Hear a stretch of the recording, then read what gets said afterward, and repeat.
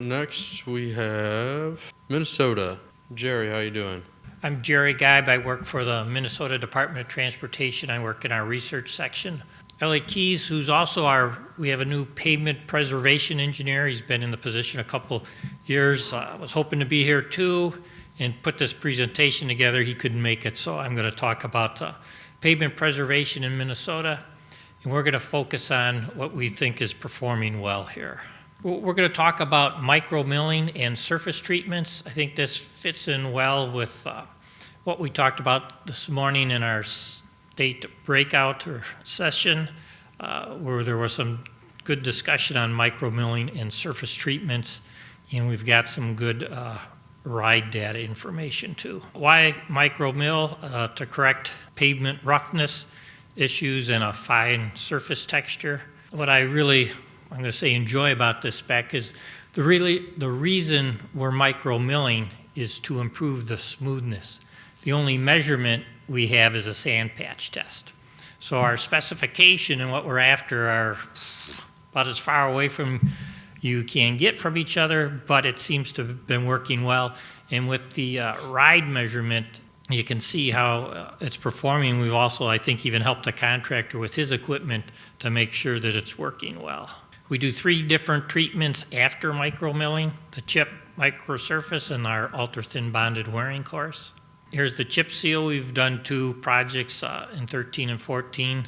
They have had the lowest ride improvement overall in the kind of quickest return to pre-treatment IRI ride numbers.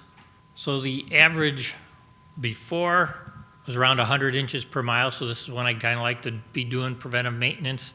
We're just at the end of that good average position.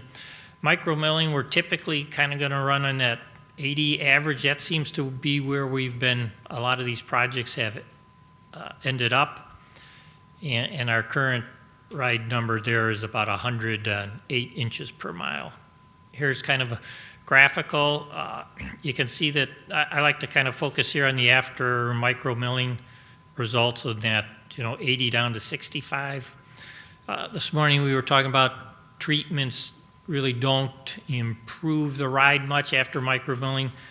The chip seal I would kind of agree with. We get a little better improvement with microsurfacing, and the ultrathin bonded wearing course is a fabulous improvement in ride. So, and most of the time I wouldn't put a chip seal down to improve the ride. I would be looking for some pavement life extension. So a lot of our discussions on what works and how long it lasts and things, I'd always like to ask, what's our measure? We've got to have some type of yardstick to start with. Here's just some more chip seal control sections. You can see average, and we do northbound and southbound lane. I also think we're doing both wheel paths, so when you see the directions, that's the average of the 2 values there. The comparison of the ride. In this one with the control section, so a non-treated section is up around 120, we're at about 100 inches per mile. Our microsurfacing, micro milling then followed by our microsurfacing. We've got 3 projects here. And it's kind of interesting. I think if we looked at the years of improvement and the kind of cost, chip seal lowest cost, probably shortest life extension. Microsurfacing cost a little more life extension. So they're probably all kind of coming in at a similar cost per year. They're just providing kind of different performance results. So here's a picture of one of the projects on Highway 64. And this was pretty interesting. We took a road 170 inches per mile. I don't have any metrics on this one, but that's poor condition. And going to 60, which is kind of in that very good. So if you can go from poor to very good for a relatively fast construction time period, and microsurfacing goes down real quick, that's a nice ride improvement for a short construction window. Here's kind of these numbers. Now, all of these projects weren't tested at each stage. After micro milling, we just have a couple points, and after microsurfacing, we have a couple different points. But the microsurfacing does tend to make a slight improvement in ride after micro milling. So down to 60 inches per mile, a very good IRI number. and then slowly returning afterwards. A couple ultra-thin bonded wearing course projects, one on U.S. Highway and Interstate 394 in our Minneapolis area. Highest initial cost, but really excellent performance. We talked also this morning about, projects that might exceed your expectation. I think the ultra-thin bonded wearing course is probably right up there. The 394 project, really in decent condition, 100 inches per mile before, and after the ultra-thin down to 42, which is just a fabulous ride, and 54 right now. I'll show you the table on that.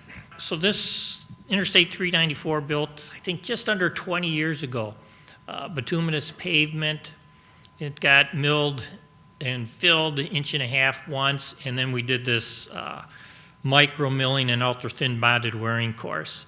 Right, I'm going to guess it's around year 17, 18 at the time we did this project here. 40 inches per mile, I believe, is just slightly smoother than when it was brand new and open to traffic.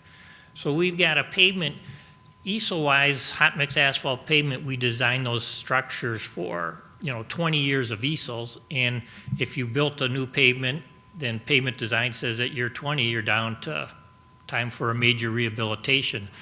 With 1.5 inch mill and fill and the micro mill and the ultra thin bonded wearing course, we're at, I think, about 18 years, excellent condition, and we're going to far exceed the entire life of this pavement. It's been in great condition. Super project here. We've got these reports online. The bituminous office has done a lot of work, and I think Melissa's been out in the van collecting some of this data over the years, of making really a special effort. The bituminous pavement office has this van here, and they go out and make some additional or extra ride collections for us, and are doing a terrific job. There you go. You can always talk to Elliot, myself, anybody that's here, if you have any questions, and all the information is also available online at that website. Did you use a spray paver on the ultra-thin? Yes, yeah. For the ultra-thin bonded wearing course, we used the spray paver. Wasn't the modified version of it? It was the true equipment? Paul said it was a Vogely. Couple of questions on your spec, Jerry. Do you know what your number is for mean texture depth? Ooh, I do not. The specs available online would probably be a lot easier to send you a link. Traffic, do you restrict traffic after milling? Do you require that they put the surface on a certain time? We do not have any traffic restriction in between so traffic is riding on the milled surface. They can come in and mill the whole project first before they start laying down the treatment? I think so. Yep. Okay. We call it micro milling. I'm not exactly sure if we're getting a fine mill or micro milling. One thing I think our contractor has done is somewhat modified his milling machine.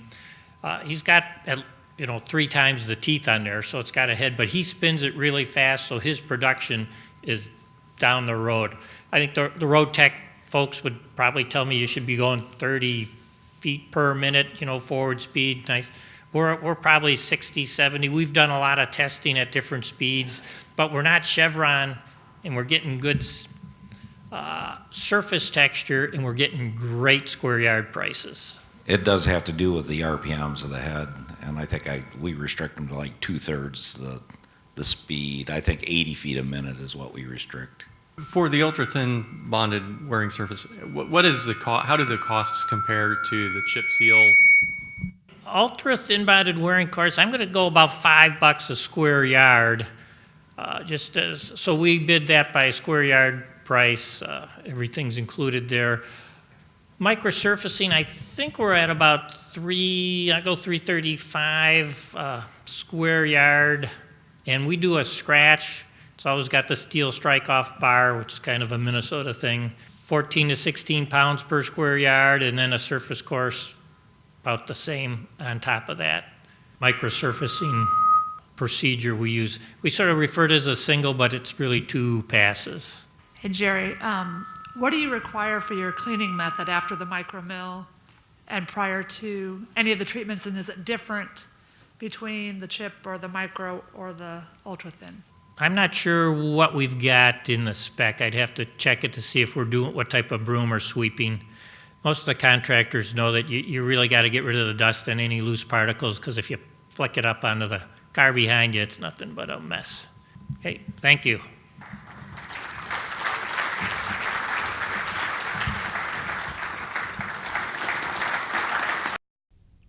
The preceding was produced by the National Center for Pavement Preservation. More information can be found on the web at pavementpreservation.org.